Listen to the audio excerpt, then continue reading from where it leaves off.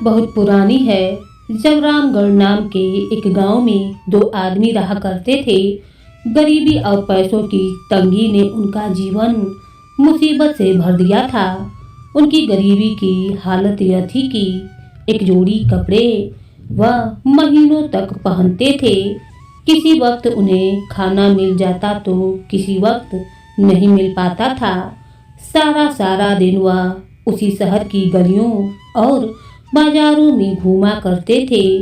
कोई ना कोई नेक दिल इंसान उन्हें खाना खिला देता था। इससे कम से कम उनका पेट तो भर ही जाता था। एक दिन की बात है, जब वे दोनों लोग यूं ही गलियों में घूम रहे थे और आपस में बातें करने लगे, तब एक ने कहा, भाई अब इस नगर में हमारे लिए कुछ भी नहीं बचा है।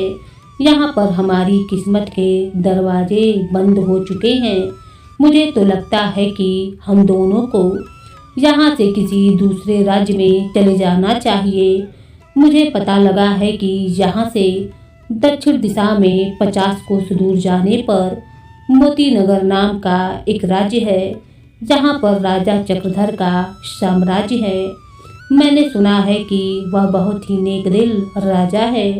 हमें वहां जाकर किसी न किसी तरह से राजा चक्रधर से मिलना चाहिए और उनसे अपनी सहायता की प्रार्थना करनी चाहिए।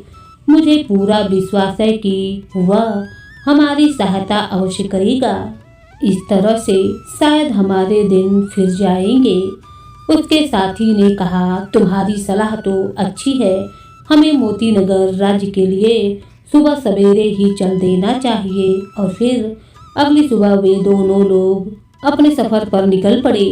जंगल और पहाड़ों को पार करते हुए वह एक मैदानी इलाके में पहुंचे। रास्ते में उन्हें एक आदमी और मिल गया। वह भी बहुत ही गरीब था, मगर था बहुत ही नेक दिल और ईश्वर में विश्वास रखने वाला। उसने उन दोनों से पूछा, भाइयों, क्या तुम बताओगे कि तुम दोनों कौन हो और तुम्हारी ऐसी क्या जरूरत है जिसने तुम्हें इतने लंबे सफर के लिए मजबूर कर दिया, और तुम किस राजा के पास अपनी प्रार्थना लेकर जा रहे हो?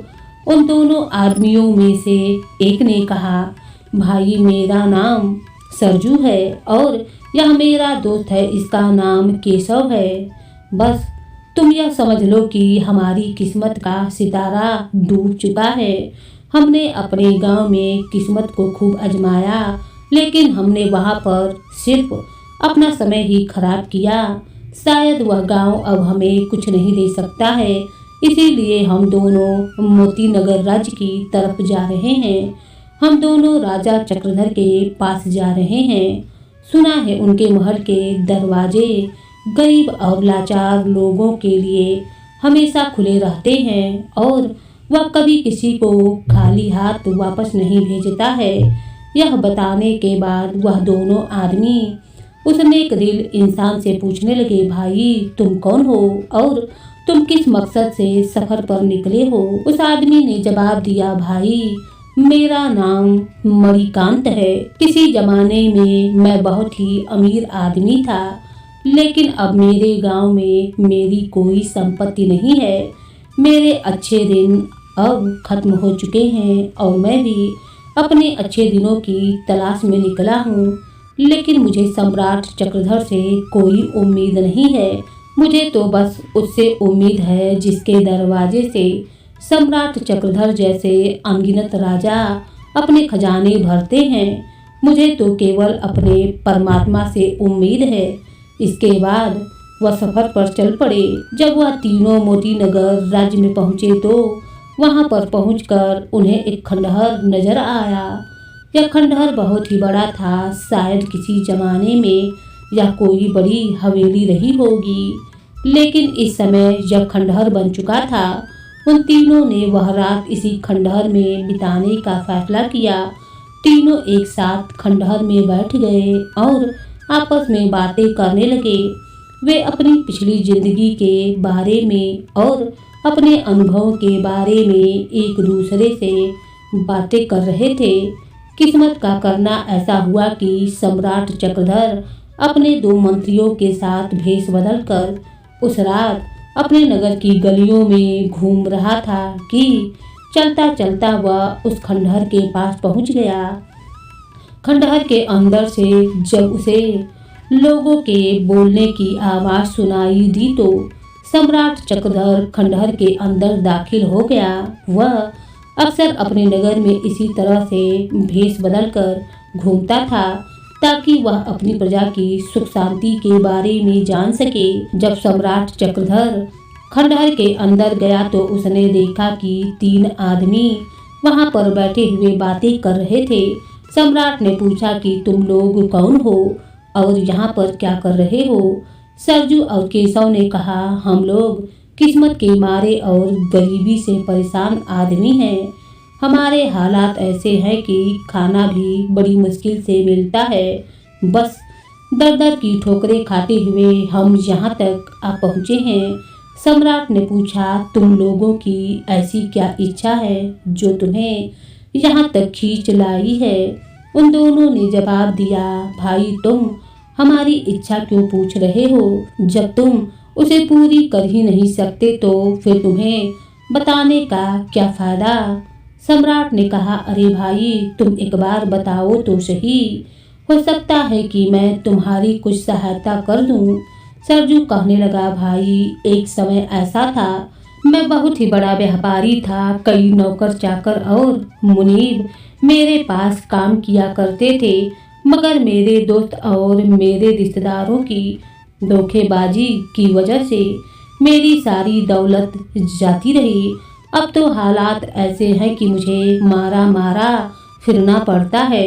अगर कहीं से मुझे 10,000 असरफियाँ मिल जाएं तो मैं उनसे एक बार फिर से अपना व्यापार शुरू करूंगा और फिर से एक अमीर आदमी बन जाऊंगा। इसके बाद केशव कहने लगा, भाई मैं अपनी क्या बतलाऊं, मैं तो एक बदकिस्मत इंसान था, लेकिन किस्मत ने मुझे अमीर बना दिया। मैं एक गरीब परिवार में पैदा हुआ था। मेरा बाप एक लकड़हारा था। जब मैं जवान हुआ तो मेरी शादी हो गई। मेरी एक बहुत ही सुंदर पत्नी थी जिससे मैं बहुत ही प्यार करता था, और शादी के बाद जैसे मेरी किस्मत ही बदल गई, या यूँ कहो कि मेरी पत्नी की किस्मत की वजह से मेरा काम दिन दूना रात चौगुना बढ़ने लगा। मेरा एक आलीशान महल था जिसमें कई नौकर चाकर थे जो मेरी और मेरी पत्नी की सेवा किया करते थे। एक दिन ऐसा हुआ कि मेरी पत्नी की तबीयत अचानक खराब हो गई और उसी दिन उसने दम तोड़ दिया। पत्नी की मौत के बाद मेरी किस्मत ने ऐसा पलटा खाया कि मैं अब इस हाल में पहुंच गया हूं कि अब मेरे पास खाने के भी लाले हैं। मैं राजा चक्रधर के पास इस उम्मीद से जा रहा हूं कि शायद राजा चक्रधर मुझे अपने महल की कोई दासी दे दे और मैं उससे शादी कर लूं। हो सकता है कि शादी के बाद मेरी किस्मत एक बार फिर से जाग जाए और मैं खुशी खुशी अपने गांव वापस लौट जाऊं। अब सभी की नजरें उस तीसरे नेक दिल आदमी पर थीं जो अभी तक चुपचाप बैठा हुआ था। राजा चक्रधर ने गर्दन घुमाकर उसकी तरफ देखा। क्यों भाई, क्या तुम्हें किसी चीज की ख्वाहिश नहीं? मणिकांत ने जवाब दिया, भाई मैं अपनी इच्छा केवल अपने परमात्मा के सामने ही कहता हूँ, क्योंकि उसी के हाथ में सारे खजाने हैं। उसी ने राजाओं को राजपाट दिया है। अगर वह चाहेगा तो मुझे भी सोना चांदी देगा। अगर उसे मंजूर हुआ तो मुझे भी पत्नी देगा। मेरी सारी इच्छाएं मेरे ईश्वर से जुड़ी हैं। सम्राट ने एक बार फिर से पूछा। उस आदमी से कहा, तुम बताओ तो सही कि तुम्हारी इच्छा क्या है? मणिकांत ने सम्राट की तरफ देखा और कहा, भाई अगर सच में ईश्वर ने तुम पर ऐसी कृपा की है तो तुम किसी की इच्छा को पूरा कर सको तो बस मैं यही कहना चाहता हूँ कि तुम ईश्वर से मेरे लिए प्रार्थना करो कि उसकी कृपा हमेशा मुझ पर बनी रहे और मैं हमेशा उसी के बताए हुए रास्ते पर चलता रहूं। सम्राट उसकी बातें सुनकर कुछ हैरान सा हो गया, मगर फिर भी कुछ कहे बगैर वह वहां से चला गया। अगले दिन सम्राट चक्रधर अपने सिंहासन पर विराजमान था और उसने अपने मंत्री को आदेश दिया, मंत्री जी, कल रात को हम जिन 3 राहगीरों से उस खंडहर में मिले थे उन तीनों को हमारे सामने पेश किया जाए। मंत्री उसी समय सैनिकों के साथ लेकर उस खंडहर में जा पहुंचा। वे तीनों अभी भी खंडहर में ही मौजूद थे। मंत्री और उसके साथ सिपाहियों को देखकर वे तीनों घबरा गए। जब सिपाही उन्हें लेकर दरबार में पहुंचे तो वह तीनों यह देखकर हैरान थे कि सिंहासन पर बैठा हुआ वह आदमी वही था जिससे कल रात उन तीनों की मुलाकात हुई थी। वे लोग दिल ही दिल में डर रहे थे कि शायद सम्राट उनसे नाराज हो जाएगा। सम्राट ने उन तीनों को आगे आने का आदेश दिया और फिर कहने लगा, हाँ तो तीनों मुसाफिरों, तुम लोगों की क्या इच्छा है? सरजू और केशव ने तो अपनी अपनी वही इच्छाएं सम्राट के सामने रख दी जो कल रात उन्होंने बतलाई थी। सम्राट ने तीसरे आदमी से पूछा कि तुम बतलाओ कि तुम्हारी क्या इच्छा है? वह कहने लगा, सुनिए सम्राट चक्रधर, अगर मैं आपसे कहूँ कि आप अपना राजपाट मुझे दे दें तो क्या आप मुझे दे देंगे? सम्राट चक्रधर ने कहा, हरगिज नहीं, तुम कोई ऐसी इच्छा बतलाओ जिसे मैं पूरा कर सकूं। अगर तुम्हें सोने की असरफियाँ चाहिए तो मैं तुम्हें अभी थैला भर कर दे दूंगा। अगर तुम्हें रहने के लिए घर चाहिए तो वह भी मिल जाएगा। मणिकांत ने कहा, राजन, तुम मेरी ख्वाहिश को पूरा करने के काबिल नहीं हो। तुमने बेवजह ही मुझे यहाँ पर बुलाकर मेरा समय खराब किया। मैं तो उसी से मांगता हूँ जो राजाओं और महाराजाओं को भी देने वाला है। अगर मेरे ईश्वर ने मुझे देने का फैसला कर लिया तो कोई उसे रोक नहीं सकता है, और उसने अगर मुझे ना देने का इरादा किया तो कोई मुझे उसकी मर्जी के बगैर दे नहीं सकता है।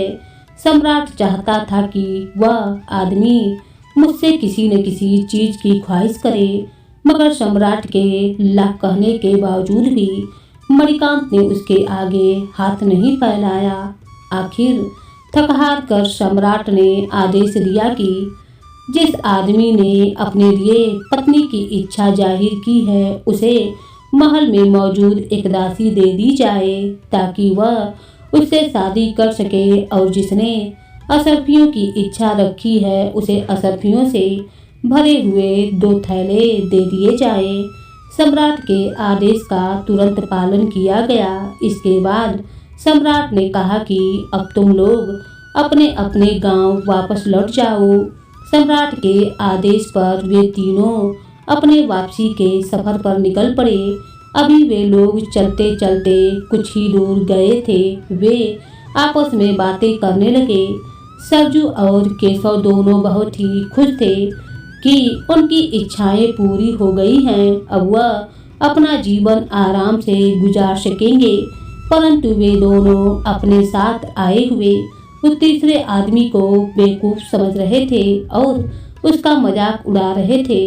उससे कहने लगे, क्यों भाई, तुम्हारे पास इतना सुनहरा मौका था, तुम सम्राट से जो भी मांगते वह तुम्हें दे देता, लेकिन तुमने ऐसा नहीं किया। सच में हमने अपनी जिंदगी में तुमसे बड़ा बेवकूफ नहीं देखा। लेकिन मणिकांत उन दोनों की बातें सुनकर सिर्फ मुस्कुरा दिया। उसने उनकी बातों का कोई जवाब न दिया। चलते चलते सरजू, जिसने असरफियों के वजन के कारण उसे कुछ थकावट सी महसूस होने लगी और अब उसकी हालत यह थी कि उसे चला भी नहीं जा रहा था, उसने अपने साथ चलते हुए नेकदिल मणिकांत से कहा, भाई, मैं सोने की असरफियों से भरी हुई थैलियाँ उठाते उठाते थक चुका हूँ। क्या तुम थोड़ी देर के लिए या असरफियाँ की थैली उठा लोगे? मणिकांत ने कहा, क्यों नहीं। यही कहकर उसने असरफियों की थैलियाँ उठा ली। दूसरी तरफ सम्राट ने अपने दरबारी से कहा कि उस तीसरे आदमी मणिकांत ने मुझसे कुछ भी न मांगकर मेरा अपमान किया है। उसने मुझे ऐसा ठुकरा दिया जैसे मैं कोई गरीब भिखारी हूँ। हालांकि मैंने उससे बार बार कहा कि वह अपनी इच्छा मुझे बतला दे। सम्राट के दरबार में एक दरबारी ऐसा था जो सम्राट का बहुत ही चापलूस था और वह दिल का बहुत ही बेईमान था। वह झट से बोला, महाराज, आपके पास जो भी राजपाट और साम्राज्य है वह इसीलिए है क्योंकि आप उसके काबिल हैं और आप तो हमेशा दीन दुखियों की सहायता करते हैं। लेकिन अगर कोई आपसे सहायता लेने से मना करता है तो सचमुच यह आपका अपमान है और इस अपमान की सजा तो सजाए मौत हो सकती है। वैसे तो राजा चक्रधर एक नेक दिल राजा था, लेकिन ऐसे चापलूस दरबारियों के कारण वह कई बार उनके बहकावे में आ जाता था। सम्राट अपने चापलूस मंत्री की बातों में आ गया। उसने तुरंत जल्लाद को बुलाया और उससे कहने लगा कि तुम अभी के अभी इन तीनों मुसाफिरों के पीछे जाओ। तीनों आदमियों में से जिसके पास लड़की और सोना है उसे तुम छोड़ देना। जो उसमें से खाली हाथ है उसका सिर काट करके मेरे पास ले आओ।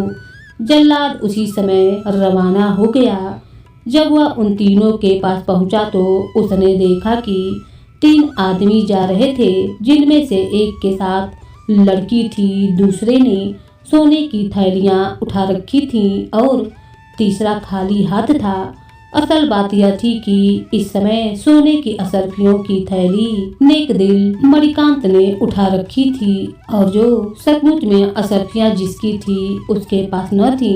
जल्लाद उसके पास आया और तलवार के एक ही वार से उसकी गर्दन काट दी। कटी हुई गर्दन वह अपने साथ ले गया।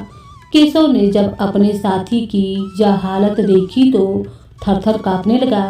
किसी को कुछ भी समझ में नहीं आया कि आखिर यह क्या हुआ, इसकी गर्दन क्यों काटी गई। जब जल्लाद उस आदमी का सिर लेकर सम्राट के सामने आया तो राजा चक्रधर ने बड़े गौर से उसका सिर देखा और गुस्से में कहने लगा, अरे बेवकूफ, तुम उस बेगुनाह आदमी का सिर काटकर ले आए जिसने बड़ी ही विनम्रता से मुझे अपनी इच्छाएं बतलाई थीं।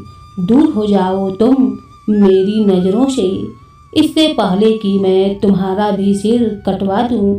सम्राट अब तक समझ चुका था कि जरूर सोने की असरफियां लेकर जाने वाला थक गया होगा और उसने अपनी थैलियां थोड़ी देर के लिए मणिकांत को दे दी होंगी। सम्राट ने उसी समय दूसरे जल्लाद को बुलाया और उससे कहने लगा कि अब तुम जाओ और जिसके पास सोने की असरफियों की थैली है उसका सिर काट कर ले आओ। जल्लाद वहां से रवाना हो गया। इस बार किस्मत का करना ऐसा हुआ कि जो आदमी मर गया था उसका साथी यानी कि केशव के मन में लालच आ गया। वह चलते चलते नेक दिल मणिकांत से कहने लगा, देखो भाई, जो मर गया है वह मेरा दोस्त था, इसीलिए उसकी सोने की असरफियां का असली मालिक मैं हूँ, क्योंकि अपने गांव में हम दोनों एक ही साथ रहते थे। तुम ये असरफियों की थैली मुझे दे दो। नेक दिल मणिकांत के मन में तो वैसे भी कोई लालच न था। उसने फौरन दोनों थैलियां केशव के हवाले कर दी। अब नजारा यह था कि मणिकांत एक बार फिर से खाली हाथ था। सोने की असरफियों की थैली केशव के हाथ में थी, जो अपने साथ दासी को भी ले जा रहा था। इतने में जल्लाद वहां पर आ पहुंचा। जब उसने देखा कि उनमें से एक आदमी खाली हाथ जा रहा है और दूसरे के हाथ में सोने की असरफियों की थैली है, उसने असरफियों की थैली लेकर चल रहे केशव को तुरंत मौत के घाट उतार दिया और उसका सिर लेकर सम्राट के दरबार में हाजिर हुआ। जब सम्राट ने वह सिर देखा तो गुस्से से चिल्ला उठा, यह आदमी भी गलती से मारा गया। सम्राट कुछ देर के लिए चुपचाप बैठा रहा। कुछ देर सोच विचार करने के बाद उसे समझ में आ गया कि जरूर ही परमात्मा उस तीसरे अजनबी आदमी की रक्षा कर रहा है, इसीलिए उसे किसी भी तरह का नुकसान नहीं हो रहा है। नहीं तो एक ही बार में इतनी सारी घटनाएं कैसे हो सकती हैं, यही उसकी समझ से बाहर था।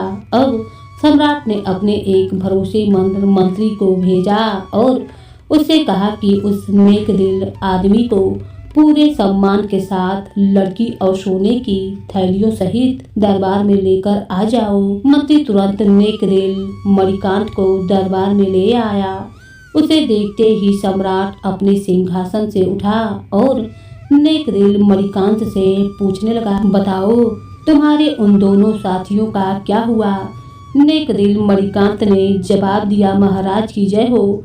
आपने सोना मांगने वाले को सोना दिया और दासी मांगने वाले को दासी दी, परंतु बदले में उनकी जान ले ली। यह बात सुनकर सम्राट कांप गया। वह हाथ जोड़कर ईश्वर से माफी मांगने लगा। उसकी आंखों से आंसू बहने लगे। उसने मणिकांत से कहा, ए नेक दिल इंसान, मुझे यह बतलाओ कि इस वक्त मैं किस तरह से अपने पाप का प्रायश्चित करूं? मणिकांत ने कहा कि तुम्हें सबसे पहले ईश्वर से प्रार्थना करनी चाहिए कि वह तुम्हारे पापों को क्षमा करे और उसके बाद जिन दो बेकसूर आदमियों की तुमने जान ली है, उनके परिवार को कुछ आर्थिक सहायता मुआवजा के रूप में भेजो, ताकि कम से कम उसके परिवार के लोग आराम से जिंदगी बिता सकें। इससे शायद तुम्हारे पाप कुछ कम हो जाएं। साथ ही साथ अपने दरबार में से तुम्हें चापलूस और धोखेबाज मंत्री को निकाल देना चाहिए। सम्राट चक्रधर ने ऐसा ही किया। फिर सम्राट ने कहा, ए नेक दिल आदमी, तुम मुझे कम से कम अपनी एक इच्छा तो बतला दो जिसे मैं पूरा कर सकूं, क्योंकि ऐसा करने से मुझे बहुत ही खुशी होगी। नेक दिल मणिकांत ने जब देखा कि सम्राट की आंखों में पछतावा के आंसू थे और वह प्रायश्चित की अग्नि में जल रहा था, इसीलिए उसने कहा, मैं एक बुनकर का काम करता था। मेरा काम इतना ज्यादा था कि मुझे दौलत की कोई कमी न थी। अगर आप मुझे बुनकर का काम एक बार फिर से शुरू करवा दे तो बहुत ही मेहरबानी होगी और मैं जल्द से जल्द आपके पैसे लौटा दूंगा। सम्राट चक्रधर ने उसी समय इस बात का आदेश दिया। इसके बाद सम्राट ने कहा कि ऐ नेक दिल आदमी, मेरी आपसे यह प्रार्थना है कि आप भी मेरे लिए प्रार्थना करें कि ईश्वर मेरे अपराधों को क्षमा करे। साथ ही साथ आप कभी कभार हमारे राजमहल में आते रहिएगा, ताकि मैं आपके साथ रहकर कुछ अच्छा सीख सकूं। इसके बाद उस नेक दिल आदमी ने राजा की प्रार्थना स्वीकार कर ली। वह अपने गांव लौट गया। कुछ ही समय के बाद उसका कारोबार दिन दूना और रात चौगुना बढ़ने लगा, लेकिन वह अपनी दौलत गरीब और लाचार लोगों में दान कर दिया करता था। उसके मन में कभी भी लालच नहीं आया।